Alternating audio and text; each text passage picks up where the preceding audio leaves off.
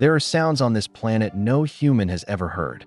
Frequencies made by animals, storms, and even the earth itself that our ears can't detect. Trees can actually communicate. When one is in danger, it sends chemical warnings through the air and underground fungi to nearby trees.